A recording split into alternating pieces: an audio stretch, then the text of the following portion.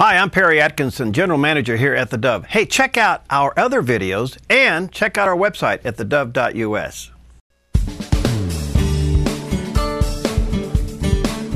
Okay, we're back. I'm delighted to have with us in the studio today Mary Landberg. She's an author, an award-winning photographer, and a hospice RN, and she's taken all of that and combined it together in a book that is absolutely fascinating. It's called Enduring Love, Hospice Portraits, and this thing is just fascinating. Mary, thank you. You are welcome. What a wonderful work. How in the world did you come into this? Well, I'm a hospice nurse, and I'm also a photographer, so I been given the permission by families to bring my camera into this most sacred and vulnerable time in their lives. And what I've noticed over the years is that when I go into a home and there's somebody dying in a bed, there is always somebody sitting right there, and what are they doing? They're holding hands. And this exquisite expression of love that endures between people who are living with terminal illness, that's what I strive to photograph. It's just, every picture is hands. Yeah. And boy, if hands could talk, huh? Well, it seems that no two hand portraits are alike, which is very interesting. And hands tell stories and emotion. I offer photographs of faces, but hands seem to be the best option just because, well, for the reader, they can slip their hands into someone's hands in here and maybe offer a sense of closure or healing. Well, first of all, I can't say enough for hospice and what you folks do. Thank you. You're there at the most incredible times in our lives. And by the way, Mary is open to coming to your church to speak. And if you'd like for her to come and not only show her work, but maybe to speak to your group about hospice and end-of-life issues, she would be terrific. How do they get a hold of you? How do they do that? I have a website. Okay. It's www.enduringlovebook.com. Okay, enduringlovebook.com. Okay, check that out. Yeah. You must have some incredible stories. I do. Share one. Well, I could read one to you from the book. Yeah. Over the years, I've had the most amazing conversations with the dying about living and the wisdom their illnesses have gifted them and their advice for living fully right now. And I've included over 100 in this book of their stories. Well, share one with us. Okay, this one is about Bernard, and he confessed to me that he didn't think his prayers were good enough. Oh. He said, I wasn't taught how to pray properly. He said he was, at 12 years old, he started liking downhill skiing more than he did going to church on Sundays. So I asked him, I said to him, do you think that only poetic, articulate people get their prayers heard? And he said, well, how does God know what I need to communicate if I can't say it right? Wow. So I presented the idea of not offering words during his prayer, but the feeling of what he wanted to God. Offer that feeling of what he wanted to God, and also feel what it feels like to have that prayer answered. So I set him down and went through a little guided meditation kind of with him, and he found that feeling that he wanted to share with God, and he gave it to God. And then I quickly got my phone out and I Googled how many languages there are on the planet, and there are 6,500. So we agreed, and it made sense, that if God is able to interpret 6,500 languages on this planet, God can interpret honest feelings without words attached. And so he was relieved, and he said, I hope God understood that all I want is my wife to be safe after I die. Wow. Yeah. Wow. Yeah. Wow. Yeah. I would imagine that with all that you've done and now you put it in a book, how has this impacted you? I'm a better person for having spent time with the dying. I've learned how to live by spending time with the dying. I see the temporariness of our lives daily. It's a wake-up call, actually.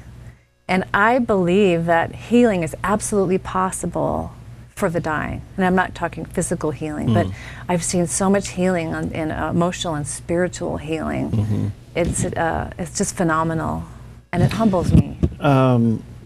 Patients and their families, they go through a lot of emotions during all of that, and they may be facing some regrets. Is this a time to set the record straight, so to speak? There is an urgency to set the record straight. When people are told that they're going to die, it's like there is a rush to get unfinished business taken care of. And this is one of the most gratifying parts of my work in hospice, is to be able to help people find exactly what that unfinished business is. And a lot of it is forgiveness, to forgive, to be able to receive and give love, to be closer to God, to just be able to love, to express love. A little bit on a side note on this, how important is with your work do you see it is for people to have end-of-life planning?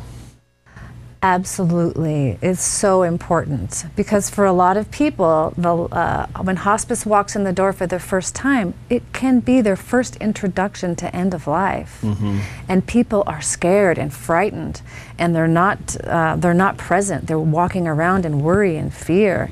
And hospice isn't able to do our job as advocates for them. We're just simply putting out fires for them, and it can be quite stressful.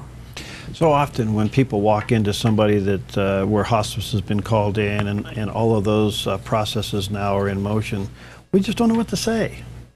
What should we say? How should we talk to the dying? Well, what I offer is this, and these aren't my own. This isn't my own words. It's from Ira Byrok. He's a famous palliative physician. He says there's 4 things that you can say to the dying, which can be great conversation starters. Forgive me. Really? I forgive you. I love you. And thank you. Wow. Wow. Forgive me. I forgive you. I love you. And thank you. And thank you. Yeah. Wow. Yeah. That's pretty simple. It's pretty simple, but what I like to do, and there are stories in the book about this, is storytelling. Oftentimes, I will say, tell me about your mother. And somebody will tell me about their mother. There's a story in here about a gal who, when I walked in the room, she was just so stressed and so frightened and so scared because her mother was going to die, and she'd been sitting by her bedside for 4 days, not eating or drinking, and she was just absolutely a wreck. And she just said, what am I going to do? My mother's dying. She's the most precious person of my life. She's the one that I turn to. I don't know what I'm going to do. And so at that point, it wouldn't have been wise for me to help her find meaning in her life after her mother died. Right. I said, tell me about your mother. And she started telling me all these great stories. And then by the end, we were chuckling because she told me this story of how her and her mom used to tape paper plates to the bottoms of their feet and play ice skater in the kitchen. Wow. So storytelling is a very powerful medicine for grief. Wow, this is an incredible resource. And by the way, let me just reiterate, Mary is more than willing to come to your church or to your organization and to speak and to share her work and to maybe help you understand the process of dying, and in particular the work of hospice. This book is fascinating. By the way, all the pictures are black and white. She is an award-winning photographer. Now, the big question is, all of the pictures here are hands. Why not faces? Well, I got one face there, but well, there's a few. Yeah. So many of these photographs were taken in the last days of life, when the dying person is asleep, in a deep, deep sleep. So it kind of wouldn't make sense to do that. But I wanted to capture the emotion that happens in the hands. I mean, we can easily put our arm around someone and say, smile, and then you show your teeth. But that might not be honest emotion. And in the hands, that is honest emotion. I'm looking at this one picture here. If that hand could talk. Yeah, Earl. Yeah. Tell me about Earl. Well, he could fix anything with a Swiss Army knife, a few paper clips, and the WD-40 he kept in his overalls. and duct tape? He was a MacGyver personified. Really? Yeah. And he didn't understand what was happening to him. He was 96 years old and he couldn't use his body the way he used to, and he was mad.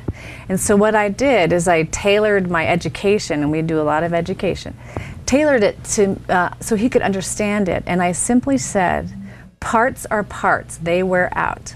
Parts in your car wear out after so many miles, and parts in your body wear out after so many years. And so he got it, that his body was 96, it's wearing out, his parts are wearing out. So he's an ex-mechanic, so he could relate to that. You know, I think that's one of the hardest part about this whole process. It seems like people who are cognitive at the end, everything's going on up here, but nothing's going on in the body. The disconnect seems to be painful. Well, emotionally, I guess. That's a big topic. With hospice on board, I would say 98% of people die peacefully in resolve. There are people who don't, and that could be disease related, but it could also be lifestyle related as well. All that doesn't matter falls away. All that's left in the end is truth. Yeah. And love, and that's love. Love survives to the very end. Love actually survives after someone dies. How do you transition a family member, the one that you referred to earlier, when they have transferred the dying person to themselves? How am I going to live without my mom? I mean, what do you say to a family member like that? I mean, well, there isn't really a whole lot of advice to give at that moment. It's for me, it's more about witnessing their struggle and maybe asking questions so that the person in struggle can get a better understanding of how they feel and why they feel that way. And really, people just want to be seen and heard and loved, and sometimes silence is the best way. Well, the book is fascinating. Let me encourage you to check it out. Enduring Love. Where can they get this, Mary? EnduringLoveBook.com. Okay. It was released 3 weeks ago, so it's not in the bookstores yet. Okay, EnduringLoveBook.com. Fascinating work.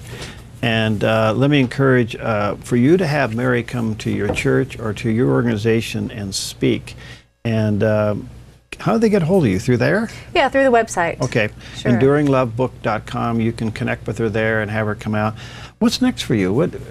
This is pretty fascinating. I want to speak to as many people as possible across the country to educate them about easing the fear of death, telling people what the purpose of life is based on my observation and based on what the dying have told me, and to inspire people to live life fully while we're alive.